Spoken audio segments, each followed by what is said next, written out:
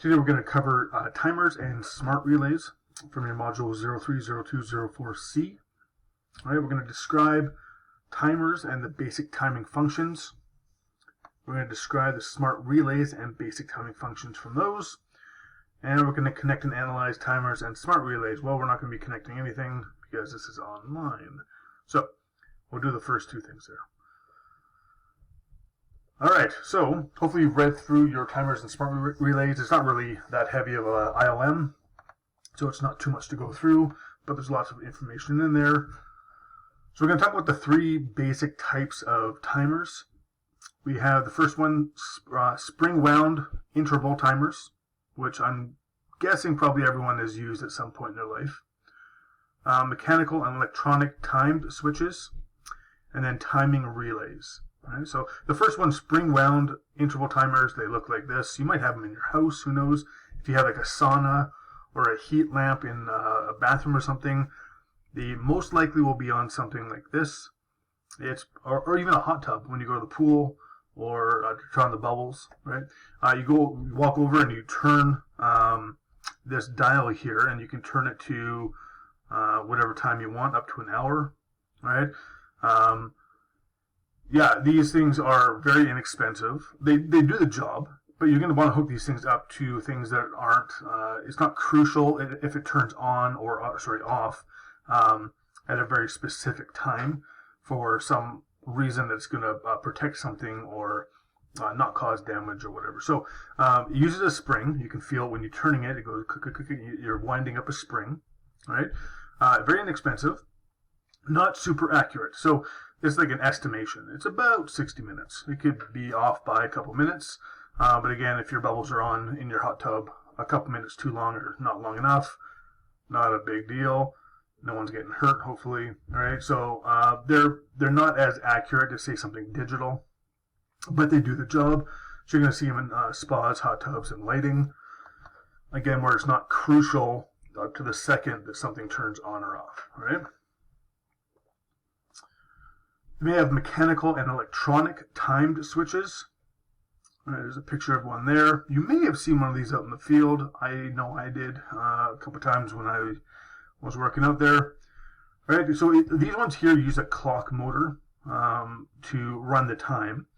They're more accurate than these guys here, the spring wound, but they're still not as accurate as, say, something digital. All right. Electronic uses a digital clock, so it's going to be more accurate here. But the actual motor operated ones are going to be a little less accurate. Right? It's based on gears and all that stuff. So you might see these in parking lots, landscaping, security lighting. So you can have digital or more an analog, right? Type. This is more for like landscaping, security lights, parking lot lighting. Something you want to turn on at a specific time. Again, not super crucial if your landscaping lights don't turn on right at 6 o'clock, right? But they're going to be a little more accurate than the spring wound, right? And if you want to get really pretty accurate, you can go to the digital type here. But these are more common. Well, sorry, these were more common when I was out in the field. Digital seems to be more of a common way of doing things these days, right? Right, and then there's timing relays. All right, so there's three different types we're going to talk about for timing relays. The one's called the fluid-filled dash pot relay. It's pretty much a pot full of oil, right? And based on how quickly that oil is going to, or there's a plunger, and that plunger is going to drop through the oil based on these little pinholes in it, and how fast that plunger drops is going to determine the time that your circuit is on or off. Right? I have a picture that I'll get to. There's pneumatic timing relays, so that'd be like air pressure or a fluid pressure, right? Turning things on or off. Right? It's a pressure that's actually pushing an armature and the contacts on or off. Right? And then using springs to reverse that. And then electronic timing relays, well, it's just electronics turning on and off a relay or coils. So here's your pneumatic air controlled. So this is going to be on the exam right here. You're going to have to draw this out and describe how this works and all the different functions. Well, I'm totally joking, guys. I would never do that to you. I can barely even understand what the heck's going on here. I'm not a mechanical engineer. But this one here is pretty much saying we have air, okay, an air pressure that's going to be controlling whether or not your normally open terminals are going to close or normally closed terminals are going to open, right? Using this device down here and a push rod and springs and all these weird little things, right? So it's timing, okay? You can adjust it to it's on delay, so your circuit is not going to turn on until the time lapses, right? So it's based on, again, the air pressure that's being pushing on this rod here, all right? Then we have the fluid-filled dashpot timing relay. This is the one I was talking about. It's pretty much a pot full of dashpot oil. You have your orifice holes that's in your piston. Right, you got your shaft here. There's a guiding washer just to make sure things flow nicely. You got your current coil, and then you got your push rod with your normally closed contacts in this case. Right. So what happens here is you energize your circuit and this coil, and your shaft is going to try to center itself in that magnetic field, right, the centering effect. And what's going to happen is that push rod is going to be pushed up, so your normally closed contacts are going to open up, right? And then that current is cut off from the coil here, right? And then your shaft is going to slowly sink back down based on gravity in this dashpot oil. And the oil is going to go through the orifice here, right? And depending on the size of the orifice, it's going to give you different time functions, right? So it might take 5 seconds for this to drop back down and to actually close your contacts again, all right? So you would energize your coil, the circuit would open up based on your contacts opening, and then when you de-energize your coil, it's pretty much time delay turning on your circuit after de-energization, right? So it's going to slowly drop back down here based on the oil and these orifice holes, right? And then your contacts will close, turning on whatever your load is, right? So there's some here. Ones you can actually adjust here, how much fluid is going to be passing through, right? So it's going to adjust the amount of time. Here's your dashpot here with the plunger and everything, your contacts up here. Pretty simple little things. There's your coil, right? So that's the fluid-filled dashpot timing relay.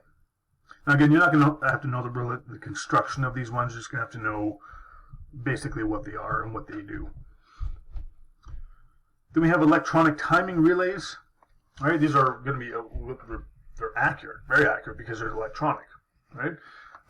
More versatile, so they can be used in various different places. Okay, they're usually multifunction because it's a little computer inside there. They're going to be smaller and lighter because, again, they don't have these big coils or dashpot full of oil, and all these things are going back to the pneumatic one. All this stuff included here. It's just a digital timer pretty much for these electronic ones. And they are more cost effective, right? They're easily built, so not going to cost very much. Everything's electronic these days, so yeah. So that's the electronic timed relay, and pretty much what that's going to do is electronically turn on or off a coil, opening and closing contacts. All right, so there's some different types here. We've got a panel mount relay.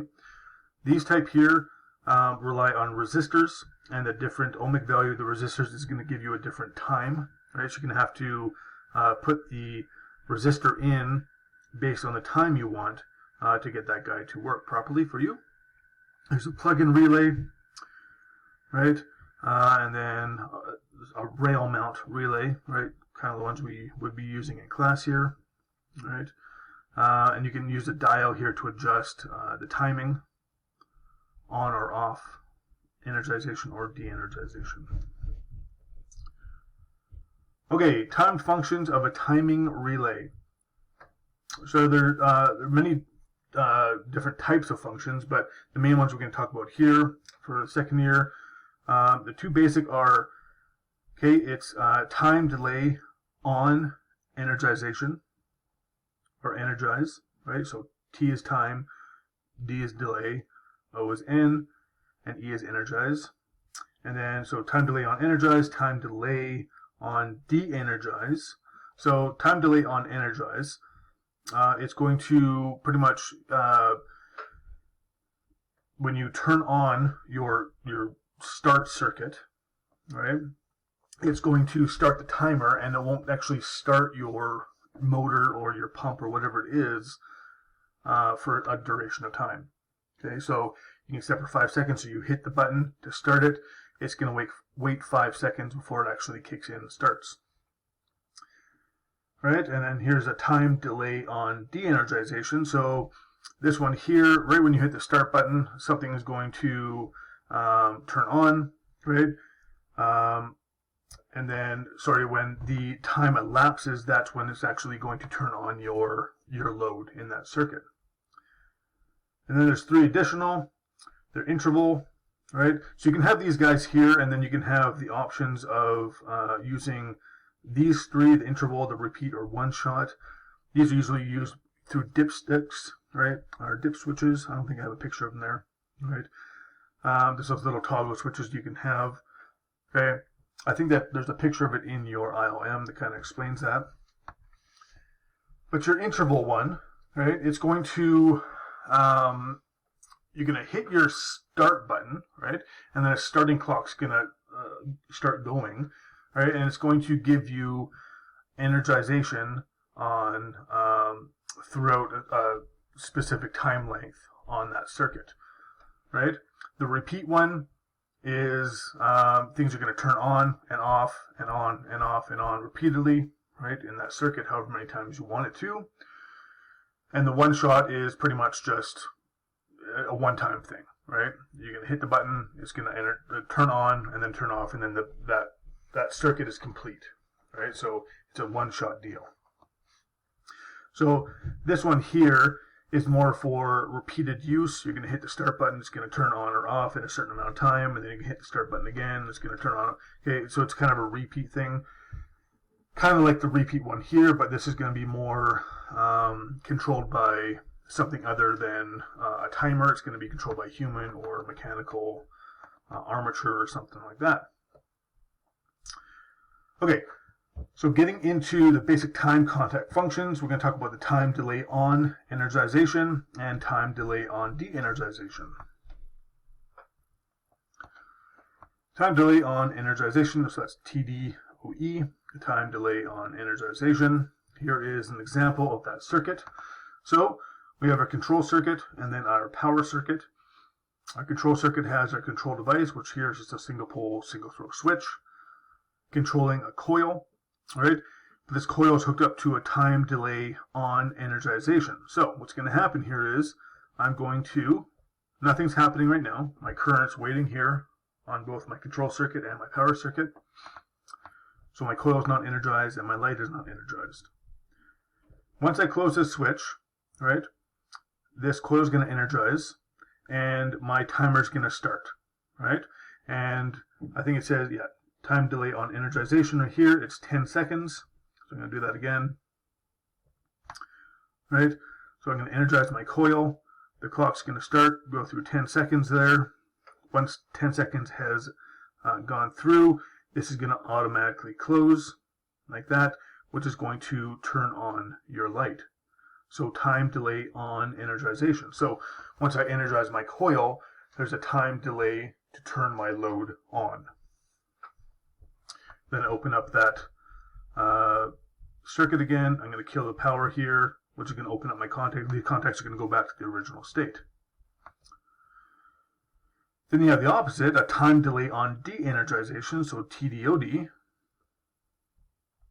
All right, same idea here.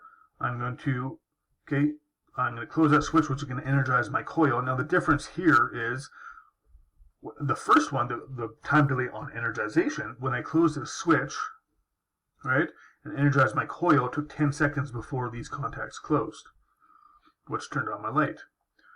This case, once I close this switch here, it's going to energize my coil, which is instantly going to close these contacts, right? And then 10 seconds later, it's going to turn off this light. All right, so once I close that, my light's energized. All right, and then once sorry, go back here. Okay, so everything's energized, my light's energized, right? And then I open my switch, which I'm going to kill the power to my coil. That's when the actual timer starts. All right, so after 10 seconds lapses, these contacts are going to open up. Right, so 10 seconds after de-energization is when this light is actually going to turn off. These contacts are going to open up. Okay, so that's the difference between time delay on energization and time delay on de-energization. This right here is I think it's going to be the hardest one to actually put into a circuit and understand, based on once you de-energize a circuit or a coil, that's when your timer is going to start, which kind of goes against everything you've learned up to this point based on a circuit. So again, once I open up this circuit here and kill the coil, all right, that's when my timer is going to start. And 10 seconds after I de-energize this coil, these contacts will open. All right, and we're very used to, when I kill the coil, contacts are going to go back to the original state automatically right away. All right, we'll throw that all out the door based on the time delay on de-energization circuits. So anyway, have a look at these guys, try to understand them. It can be a little bit confusing. All right, here's my interval, one shot and repeat. All right, so things are going to be turned on and off based on somebody pushing a button, starting something, and going through a timed limit and turning on or off. A one shot, you hit the button there, it's going to say, okay, how big's your cup? Done, fill it up, and the circuit's done, complete. Right, and then repeat, it's going to turn on and off and on and off based on a certain timing function. Then you have smart relays or mini PLCs. So programmable logic control computers here. These are just little tiny computers pretty much telling things to turn on and off based on a certain code that's been written for the computer function. So they're very multifunctional. You can reprogram these things to do pretty much anything.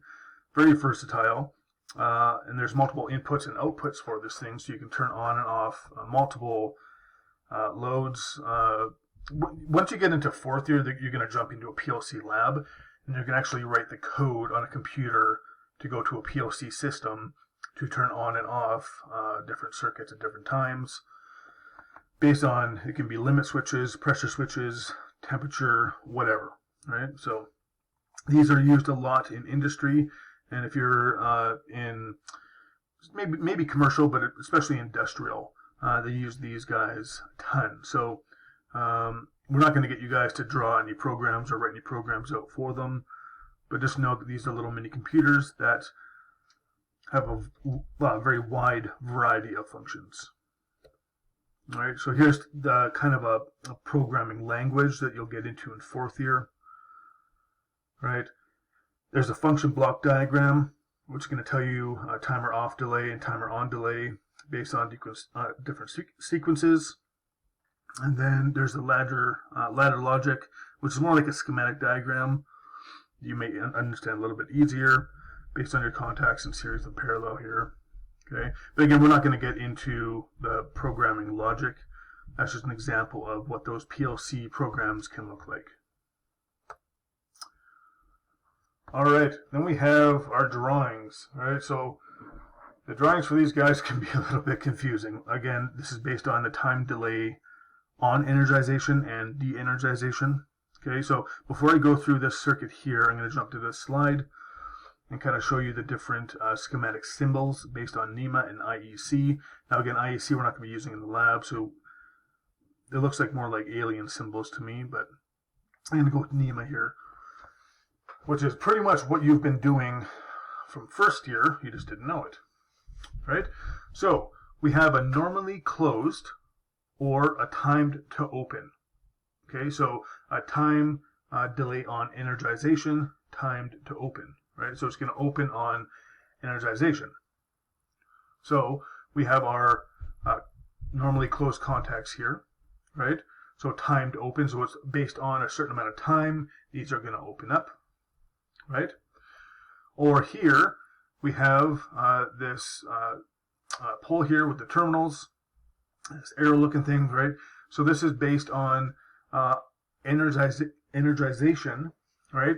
It's going to open up after a certain amount of time. So when you're looking at these things, the best way that the way that I kind of memorize them is the arrow up is energize. So you're energizing your, I don't know, I always think of energize as up and de-energize as down.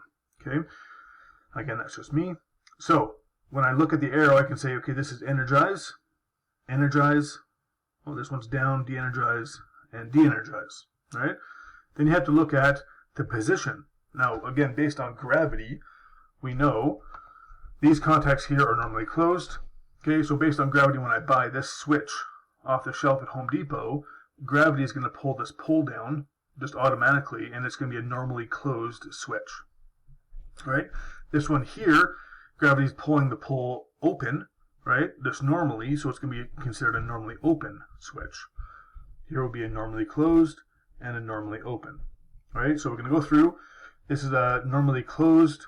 Okay, time delay on energization. So once I energize it, it's going to open up my circuits after a certain amount of time after I energize that circuit. Okay, then we have a normally open. There's my contacts and my switch. And it's a time to close, right? So time delay on energization. So when I hit my start button, energize that coil, these are not going to close, or this is not going to close until a certain amount of time elapses. Then we have normally closed and time to close, right? So time delay on de-energization.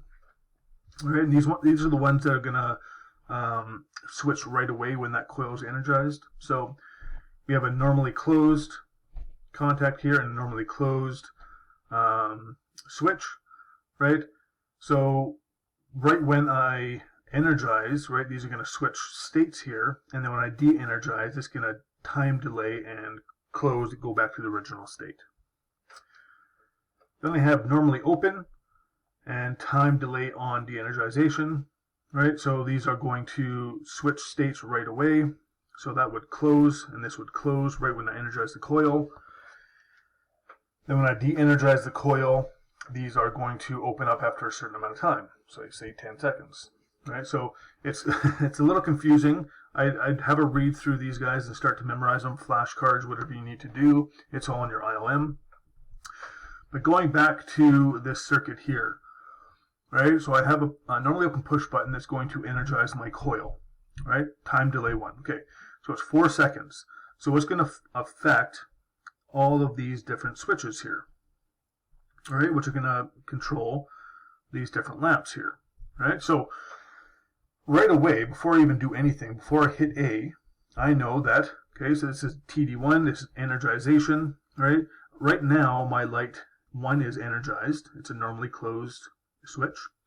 It's a normally closed switch, normally open, normally open. So these two lamps are on right now, and these two lamps are off right now, okay? So then I go look through. This is energize, this is de-energize, this is energize, and this is de-energize, okay? So I hit A, and I energize this coil, right? So this one here is on energization, right? So it's time delay, it's 4 seconds. When I hit that coil, right, it's going to, after 4 seconds, open up, right, and turn off lamp 1, right?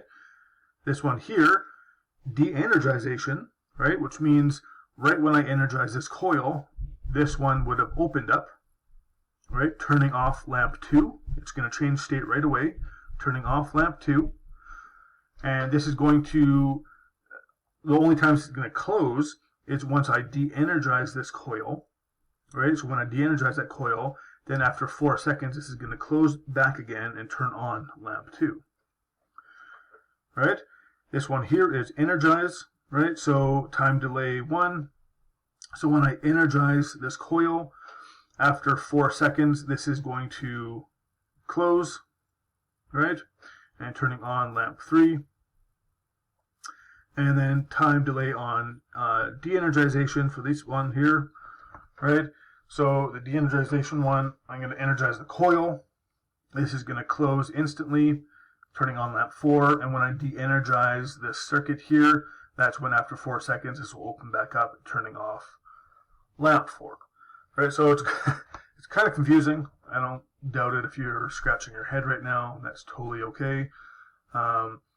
Just try to memorize these symbols, right? So the biggest part is memorizing. Up is energize, down is de-energize, right? And that'll help you out a lot. And understanding that the de-energized ones, right when I energize my circuit, those ones are going to change state right away, right? And then when I de-energize that circuit, that's when the timer starts, and they're going to go back to the original state. Okay, that's the hardest part, I believe. Okay, so have a look through that. Pause the video and try to walk through it again by yourself. See if you can figure it out. All right, again, there's all the NEMA symbols and IEC symbols for normally open, time delay on de-energization and energization. But again, yeah, we're saying here only NEMA is required. We're not doing the alien symbols yet, right? All right, and this is obsolete, so don't even worry about this, kids. We're not in the lab class. So that is it for timers and relays. We know how a contactor works. We know how a relay works, right? And these are just the things that you can put on top of those contactors or relays to help control whether things are turning on or off in your circuit. So hopefully that made a little bit of sense.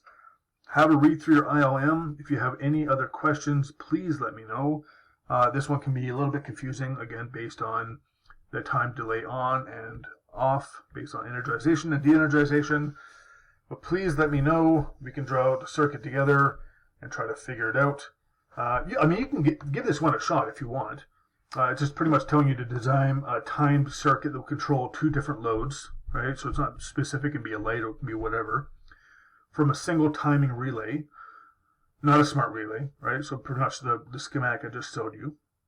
Those must operate differently. For example, one light is on, one light is off, and use a separate control device that will operate the timing relay. So pretty much they're asking you to build a circuit like this, right?